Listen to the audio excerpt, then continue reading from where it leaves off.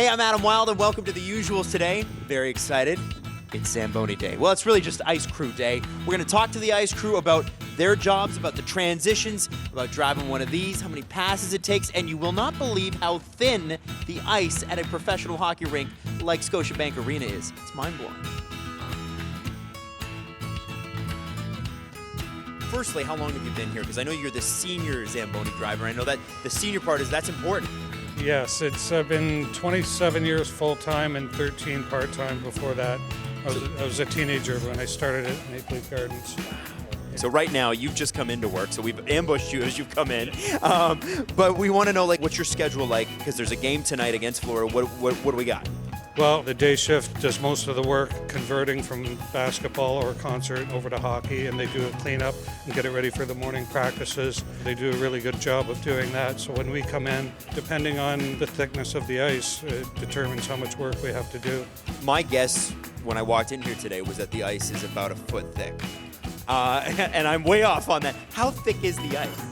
Ideally for hockey, we like about an inch of ice. That's unbelievable to me. How does it? It's shocking that ice, like an inch of ice, is enough. Yeah, 1 inch of ice is great. Figure skaters like an inch and a half.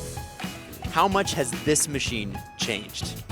Was the original machine much different? The machine itself hasn't changed a lot, although we do have a water application system now that Zamboni supplies. It's called Fast Ice, and it's a spray nozzle system as opposed to the traditional towel that you see on most machines. Yeah. One of the best things that I like about driving the Zamboni for the Leaf games is when I'm going around the boards and the kids are at the glass like this, and they're looking, and I'll drive by and I'll give them a little tap on the glass, a little startle, and it's something that they'll never forget. No. When you tell people what you do for a living, their first question has got to be, how do I do that too, right? Yeah, it's to a lot of people, I think it's fascinating. To us, we take pride in what we do, and try to share with them what you know, and let them know that you love the Leafs as much as them. Now, does it become harder to maintain this ice when, let's say we get into the playoffs and it's, April, May, June, hopefully June. Is it harder to maintain the ice at that point? Absolutely. Outside temperature is a big factor. We try to keep all the external doors closed, and we regulate the bowl humidity outside. All kinds of stuff goes into it. You see there's a board back there with all the numbers on it. We keep track of that closely and just try to maintain. It's definitely tougher at that time. And so you're measuring around the ice right now to see if there's any lower spots, right? Absolutely. Typically, the corners get higher, center ice, and the creases get lower, because that's where the most action is during the game. Right.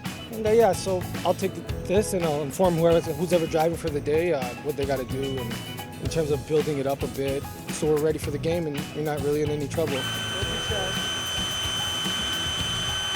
We'll see if I get this. It's perfect ice. Perfect. Right at an inch. I'd like to think so. I love it. So thank you so much for watching. Really appreciate the crew for giving us a little bit of their time. Obviously, they're working very hard, and so do the machines behind me. I forgot to ask them about what they actually do, but I'm going to assume a little hot, a little cold, a little bit of steam coming up from here. Somehow it creates ice. It's math. Trust me, it works. Thanks so much for watching.